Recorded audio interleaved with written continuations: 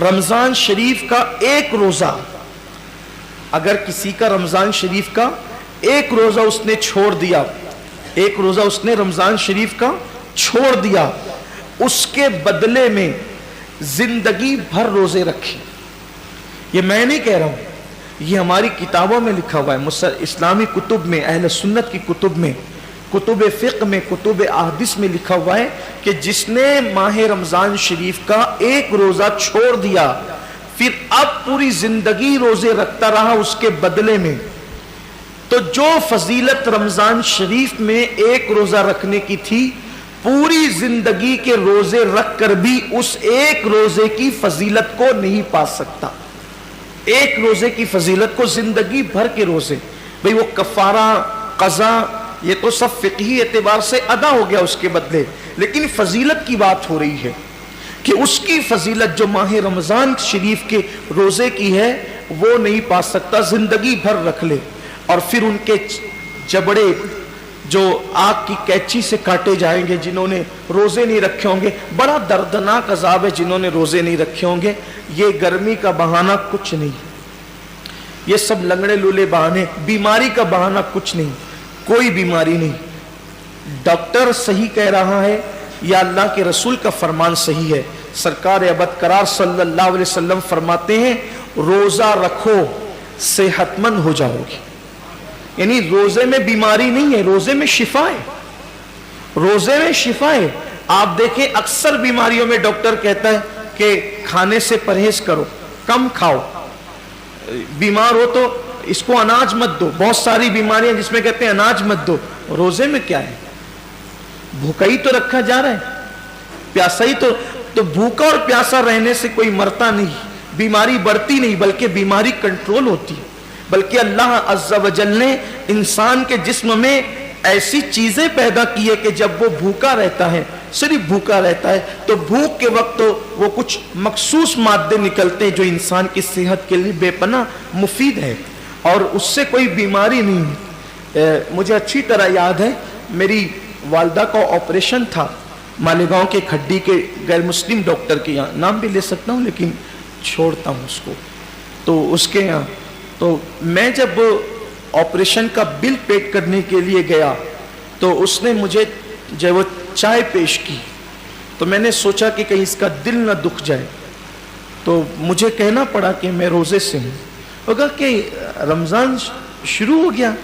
میں نے کہا یہ رمضان کے روزے نہیں ہیں، یہ 13، 14 اور 15 مہینے کے جو 3 روزے ہمارے نبی پروفٹ محمد صلی اللہ علیہ وسلم رکھا کرتے تھے تو ہم لوگ بھی رکھتے. تو سب تو نہیں رکھتے، میں نے سب نہیں رکھتے کیونکہ وہ ضروری بھی نہیں ہے، فرض و واجب نہیں ہے رمضان شریف کی طرح، لیکن یہ سنت ہے.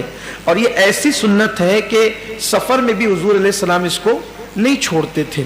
اور ہمارے نبی صلی اللہ علیہ وسلم نے فرمایا کہ جو یہ روزے رکھے گا تو اس کے چہرہ آخری دن قیامت کے دن 14ویں رات کی چاند کی طرح چمکے گا. آپ کی دعاؤں سے میری عادت ہے، مسلم ہو یا غیر مسلم ہو، جب بھی کوئی ملتا ہے ایسا تو پھر ہم اپنا سودا کھول کے بیٹھ جاتے ہیں کیونکہ ہر دکاندار چاہتا ہے نا کہ اپنا سودا بکے.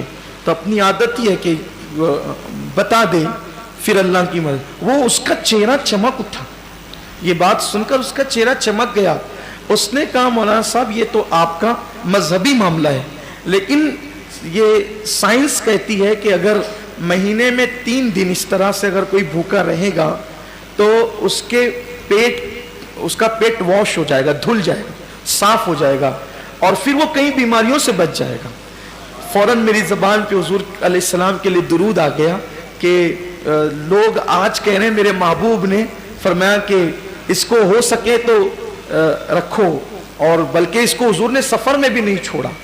تو روزے کہنے کا مطلب یہ ہے اللہ تعالیٰ ہم سب کو ریاکاری سے محفوظ رکھے. صرف ترغیب کے لیے میں نے عرض کیا کہ آج روزے پر تحقیق ہو رہی ہے، ریسرچ ہو رہی ہے کہ روزہ رکھنے سے بیماری نہیں بڑھتی بلکہ شفا ملتی ہے. ہاں ایسا بیمار، واقعی ایسا بیمار جس کی بیماری اس درجے کو پہنچ گئی ہو کہ مسلم متشرع ڈاکٹرز کئی ایک مل کر یہ کہتے ہیں کہ روزہ آپ نہ رکھیں، کہیں ایک نہیں بلکہ کہیں ایک کہتے ہیں، تو تب اس کے لیے علماء نے ہمارے इजाजत दी वो अलग बात है, लेकिन ये छोटी मोटी बीमारियां कि सर दर्द हो रहा है, पेट दर्द हो रहा है, बुखार आ गया है, एक्सीडेंट हो गया, पैर में चोट आ गई है, हाथ टूट गया है, इन बीमारियों के अंदर रोजा कैसे छोड़े?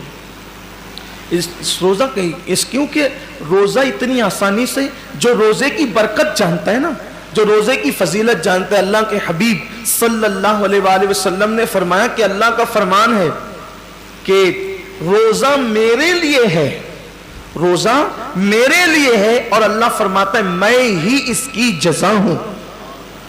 रोजा मेरे, यानी हर अमल की जजा जन्नत हो सकती है, हर अमल की जजा जन्नत हो सकती है, रोजे की जजा जाते बारी ताला है। यानी कि अल्लाह अकबर सिर्फ समझाने के लिए कि कोई बादशाह कह दे कि ये काम करोगे तो वो शहर दे दूंगा, ये काम करोगे तो इतनी दौलत दे दूंगा, ये काम करोगे तो खिलाफत दे दूंगा, ये काम करोगे तो इख्तिदार दे दूंगा, ये काम करोगे तो कोई लक़ब दे दूंगा, ये काम करोगे तो कोई खिताब दे दूंगा, लेकिन एक काम इतना पसंद है कि अगर ये काम तुम करके आए तो मैं खुद तुम्हारा हो जाऊंगा। बादशाह कहे कि मैं खुद तुम्हारा हो जाऊंगा। अल्लाह अकबर, सोचे ना जरा फिर उस काम की शान क्या है। अल्लाह कहता है कि रोजा मेरे लिए है और मैं ही इसकी जजा हूं, मैं ही इसकी। मतलब क्या है? अब मतलब तो अल्लाह उसका रसूल इसकी मुराद जाने, लेकिन सूफिया कहते हैं, रोजेदार से कह रहा है रोजा रख मैं तेरा हो जाऊंगा, रोजा रख मैं तेरा हो जाऊंगा। और एक रिवायत में यूं भी आया है कि जो रोजा रखेगा इसका मतलब यह है कि मैं ही उसकी जजा हूं, मतलब रोजेदार को अल्लाह अपना दीदार कराएगा, रोजेदारों को अल्लाह का दीदार नसीब होगा। ये तो बातें थी तमहीद के तौर पर।